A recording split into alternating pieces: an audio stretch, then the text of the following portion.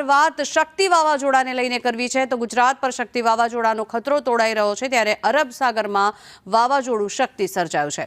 ગુજરાત પાસે અરબ સાગરમાં આ વાવાઝોડું શક્તિ સર્જાયું છે ત્યારે 110 કિલોમીટર પ્રતિ કલાકની ઝડપે પવન ફૂંકાઈ શકે છે। 24 કલાકમાં વાવાઝોડું વધુ વિકરાળ સ્વરૂપ ધારણ કરે તેવી પણ સંભાવનાઓ વ્યક્ત કરવામાં આવી રહી છે ત્યારે વાવાઝોડું કચ્છ અને દ્વારકાના દરિયાકાંઠે વ્યાપક અસર કરી શકે છે। હાલ વાવાઝોડું દ્વારકાથી 360 કિલોમીટરના અંતરે છે ત્યારે નલિયાથી 360 કિલોમીટરના અંતરે વાવાઝોડું અત્યારે જોવા મળી રહ્યું છે। પોરબંદરથી વાવાઝોડાનું અંતર હાલ 420 કિલોમીટર છે ત્યારે પાકિસ્તાનના કરાચીથી વાવાઝોડું 360 કિલોમીટર દૂર છે ત્યારે 110 કિલોમીટર પ્રતિ કલાકની ઝડપે વાવાઝોડાની રફતાર વધી રહી છે ત્યારે ગુજરાતના તટ પર વાવાઝોડું શક્તિ નહીં ટકરાય તેવી પણ સંભાવનાઓ વ્યક્ત કરવામાં આવી રહી છે ત્યારે ગુજરાતથી પાકિસ્તાન અને અફઘાનિસ્તાન તરફ વાવાઝોડું આગળ વધી રહ્યું છે।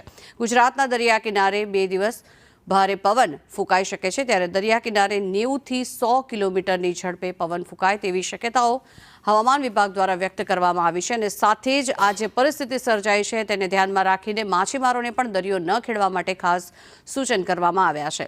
ભારે પવન ફૂંકાવાની સાથે દરિયામાં ઊંચા મોજા પણ ઉછળી શકે છે ત્યારે અરબી સમુદ્રમાં બનનારું આ વર્ષનું પ્રથમ વાવાઝોડું છે જેને લઈને દરિયામાં ભારે કરંટ પણ જોવા મળી રહ્યો છે।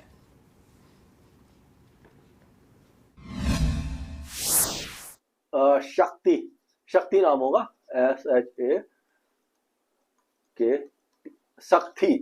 शक्ति नाम होगा इसका और ये श्रीलंका द्वारा नाम दिया गया है। लेकिन सबसे अच्छी बात यह है कि ये अरब सागर में जाकर के ये बना है और इसका असर अब ये गुजरात और सिंध के ऊपर दिखाई नहीं देगा। हल्की फुल्की बारिश तो आज देगा ये, लेकिन धीरे धीरे ये दूर तट से होता जाएगा और थोड़ा सा ये दक्षिण पश्चिम की तरफ चला जाएगा और इसका असर भारत के भूभाग पर नहीं पड़ेगा, पाकिस्तान पर भी दिखाई नहीं देने वाला है।